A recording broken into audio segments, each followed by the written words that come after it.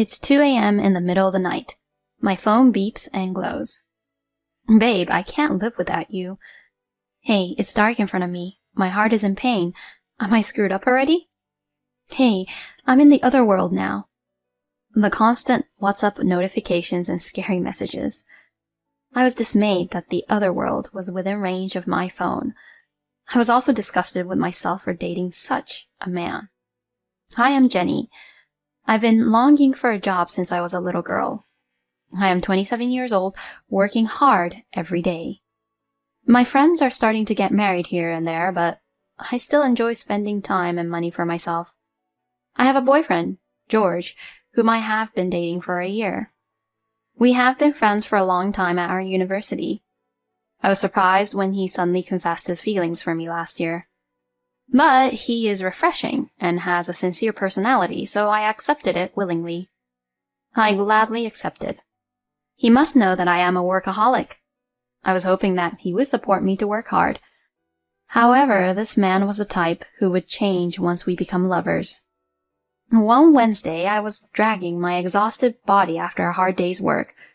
I boarded the train on the opposite platform from my house. I headed for his apartment. As soon as I rang the intercom, he opened the door with a rush. Jenny, you're late. I missed you. I lightly push aside the 27-year-old man who tries to mimic crying at the doorway and enter the room. I told you, I was going to be late due to a meeting today. I miss you, you know? Yes, yes. Jenny, that was cold. You used to be so nice to me. Really? I brush off his dissatisfied expression as he puffs out his cheeks. I heat up the half-price sticker lunchbox I bought at the supermarket in the microwave. Although he came home first and called me over, he doesn't even make me a cup of tea. Listening to him babbling on and on, I ate my meal, put the garbage away in a plastic bag, and got up. What? You're leaving already? I have work tomorrow. Oh, I'll miss you. Why don't you just stay? It's a long way from work. I'll come visit you again this weekend. Huh? I almost let out a sigh at the man pouting his lips. I miss you, I miss you, I miss you. It's all he keeps saying. I mean, I miss you too, because you insist on seeing me. I came to his apartment in the middle of the week in the opposite direction from my own house. He doesn't even know how I feel, and he stares up at me with staring eyes. And then he says the usual line. I know. We should get married soon and live together, don't you think? Good night. I said a quick goodbye to him and covered his lines. I left the room as if to run away. As a friend, he was honest and straightforward. But as soon as we became lovers, he turned into a spoiled, dependent type. Daily good morning, I'm on my lunch break with a picture of his meal. I'm back home. Message is a matter of course. At bedtime, I'm lonely to go to bed alone. He expects me to call him until he falls asleep. On weekends, of course, he is all over me. And when I try to go home on Sunday night, he stops me with crying. I can understand if we are just getting to know each other. Does he really love me that much? Some woman might be like, oh my god, he loves me so much. But I went out with him in the first place because I thought he was easygoing. I had no way of knowing that he would be so attached to me at all hours of the day. And it had been like this for the entire year we had been dating. Furthermore, while I was staying at his apartment, he forced me to do all the housework.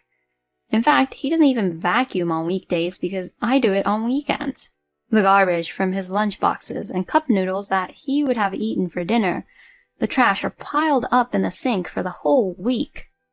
He puts all this on me, leaning on me like that, which made me exhausted both physically and mentally.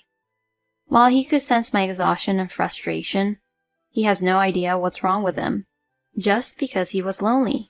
And just because he wants to hold on to me. He says, let's get married, right off the hook. Recently, he asked me, if we have a baby, can we be together forever? he started to say such a disturbing thing. A child with him is outrageous.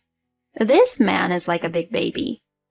I've known him as a friend for a long time, so I have sentimental feelings for him. We have a lot of mutual acquaintances, so it's a little awkward to break up with him. Moreover, his outward appearance is fresh and good-looking, so people like him. If I make a bad move, I might become the bad guy and people might not like me.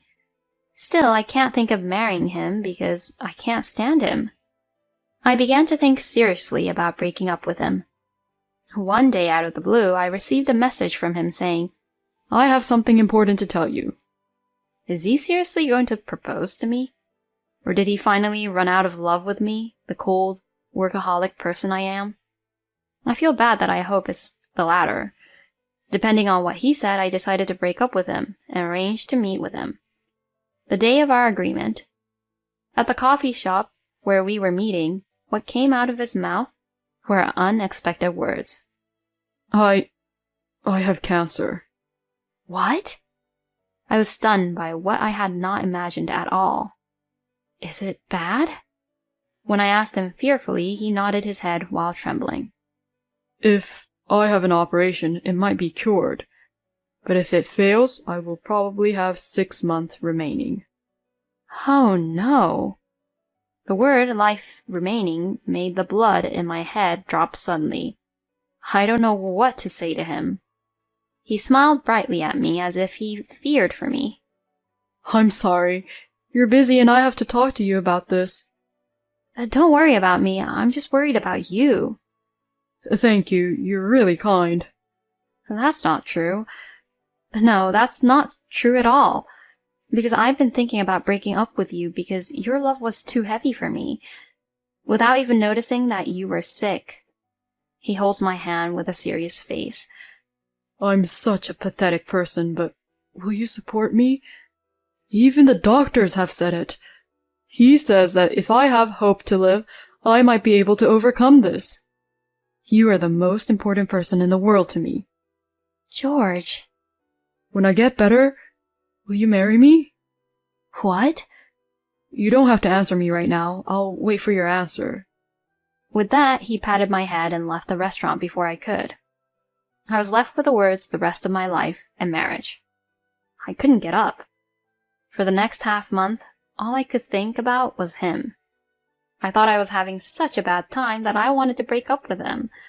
I only remembered the good times. If he only had a few days left to live, I want to support him until the end. I want to do what I can if my existence is the source of life for him. But when he asks me to marry him, I hesitate. Even if he sensed it, would I be able to spend the rest of my life with him? Is that what I want for my life? I cry every day with anxiety, sadness, and hesitation. I was unable to come up with an answer. At that time, I happened to run into his mother at the train station. He used to take me to his parents' house often, so I knew his mother well. "Oh, Jenny, it's been a while." "Hi, ma'am." Seeing her talking to me with a nice, friendly smile, I felt a squeeze in my chest. If her son goes ahead of her, such smile will fade away. I felt sick to my stomach. And with that momentum, I bowed deeply to his mother. "Ma'am, please let me marry George." "What?" She rolled her eyes. Of course, if someone suddenly asks you to let her marry your son in front of a train station, you can't help but be puzzled. She could not help but be perplexed. So I said my thoughts as best as I could. Even if George has only 6 months left to live, I want to support him as his wife until the end. "What?" "I will study about the disease and do my best to be useful, so—" Oh, wait a minute. What are you talking about? "What?" What do you mean George has only 6 months to live? "What? What?" It was my turn to open my eyes at her words. Confused, I told her what he had told me about his illness. She sighed deeply, holding her head. "I'm sorry, Jenny. That's just his crazy story." "Huh?" "He's been trying to get people's attention for a long time. making exaggerated pleas for something that wasn't even a serious illness. Even though he's not even very sick, he's always used a fake illness. I can't believe he still does that now that he's grown up. No way, but the fact that I don't know about George's illness is proof of that. There's no way he wouldn't have told us, given his personality. What? No way. Then what's the point of me crying for the past half months? Jenny. She has just exposed her son's lie. She drops her gaze apologetically. His illness and 6 months to live are all lies. Probably a way to get my attention and get me to marry him. Anger welled up in my head as I realized the situation. I had cried out in distress, and I had offered to marry him with a determination to devote my life to him. All of it was to satisfy that man's selfish desires. Disgusting. Disgusting. Disgusting. Of course, there was no way I would marry such a scumbag. Any remaining feelings I had for him were completely gone. I resolved to cut him off mercilessly. But there was still a chance that he would make me look bad. So I asked his mother to keep quiet about his lies, and to enlist the cooperation of those around him. A week later, I visited him at his apartment. Jenny, I'm so glad you came. He greets me with a weak smile and voice. I'm already sick of just seeing that face that has won me over with its auspiciousness. In my mind, I'm doing him a favor. He is smirking at me for accepting his proposal, but that charade and our relationship will end today. You look better than I thought you would. He froze when he saw the big guy who had just popped up from next to me. Tom? Oh, what are you doing here? That's my line. I told you to come to me first when you get sick, didn't I? Tom, me, and George went to school together. He has a lot of willpower in his family. He himself is a firefighter who wants to use his muscles to his advantage. I'm glad she asked for my advice. I took full advantage of my connections and asked her to see me at the university hospital where my dad is. I asked that they see you as a second opinion. Let's go there now. Ugh. Leaving Tom to deal with the sudden turn of events, I left the room. Let's hold out hope until the end. I'll support you too. Well, how about the marriage then? Let's go. No, I'm fine. Don't be afraid, you're a jerk to be shy to me. Oh no, that's not what I meant.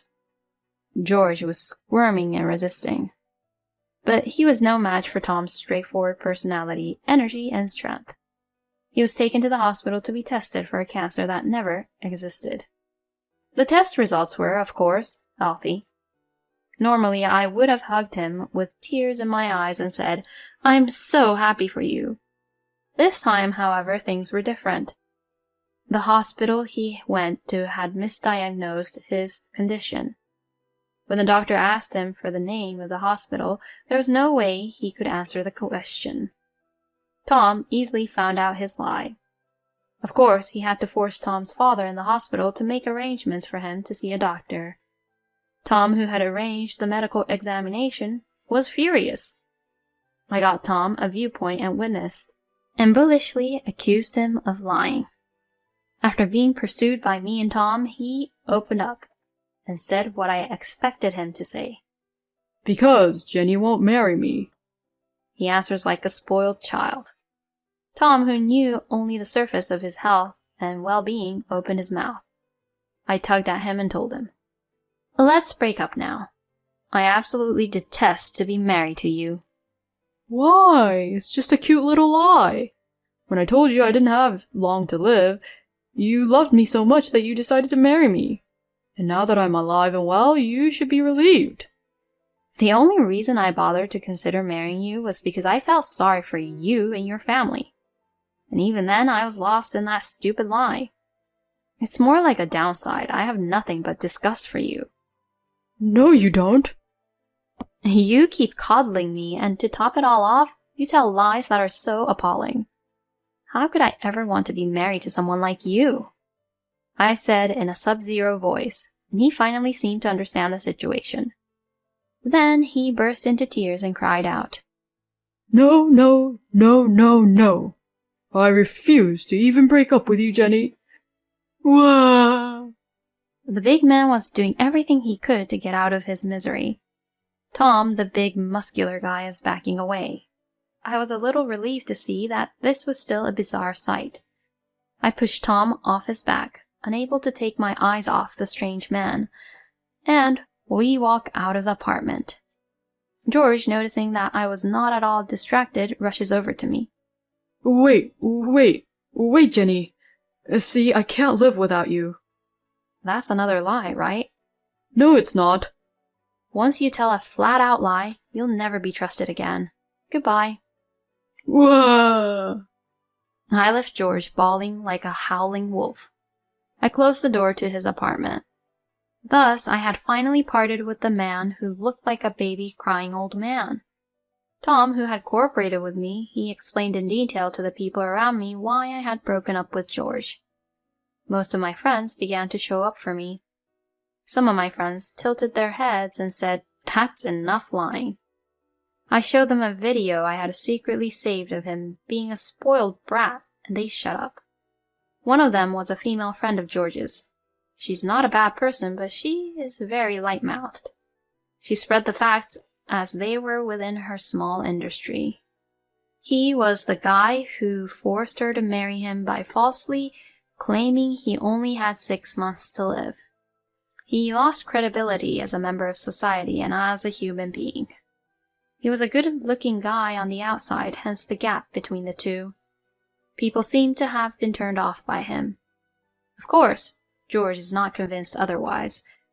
Immediately after our breakup, he sent me messages every day to the point that my phone was about to go flat.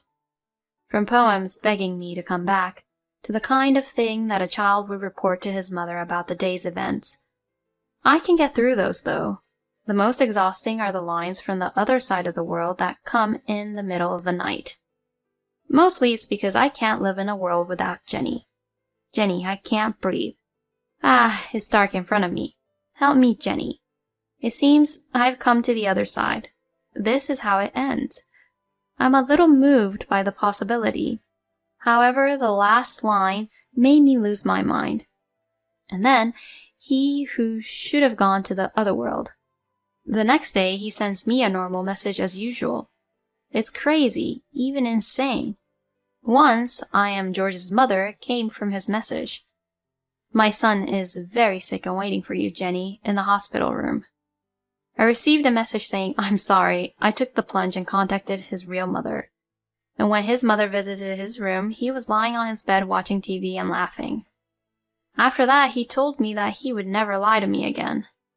So, I got a message from him asking me not to tell his parents. Apparently, he was stiffed by his strict father. I think blocking his contacts will solve the problem. But it is not such an easy problem. I am afraid that if I cut off contact with him, he will retaliate in a panic. It is difficult to find the right timing. Of course, after I broke up with him, I did not go home. I have been staying at a friend's house. I can't stay there for long, though. It was right around that time that the company was talking about launching a new messenger. I took the initiative and raised my hand to take the case. I packed up my apartment and got on the train to the new location. I blocked his contact number. Thus, I was able to disassociate myself from that foolish and pathetic man. 5 years later, I am now 33 years old and still working as hard as ever. But on my left right finger is a platinum ring. A ring which I didn't have back then. Actually, 6 months ago, I got married to a colleague from my office. My husband was attracted to the way I seemed to enjoy my work. He promised to support me, so that I could continue working after marriage. We both share the household chores, so there are no major burden that interferes with my work. We have also decided to work together to raise our children. Friends who work with George occasionally report his dire situation. He has lost his credibility and his work is not going well. Apparently, even when he gets a new girlfriend, he is quickly dumped. Even at 27, He's in pain, but he's now a 33-year-old man. It would be an even worse sight if a 33-year-old guy was turning into a baby. And he seems to be constantly looking for me, saying, I'm sure Jenny will return. And he seems to be looking for me. And he's saying Jenny is just being mean. He says that someone should tell me that George is not mad at me and to come home. And apparently he's also having horrible delusions of being a good guy. Of course, there is no way my friends will help him with that. Instead, they get angry and just leave him on his own. I am so glad that I kept the people around me on my side. And he is a very lonely person. He must be very much distressed by his loneliness. Relationships between lovers and married couples that only depend on one person for support will be exhausted and will fail. So he closes his eyes to the unpleasant aspects of the relationship. I'm so glad I wasn't carried away. I am very glad that I did not decide to get married. I met my husband, who is the most understanding and supportive person. I was able to have a family while continuing to do the work I love. I truly feel happy from the bottom of my heart.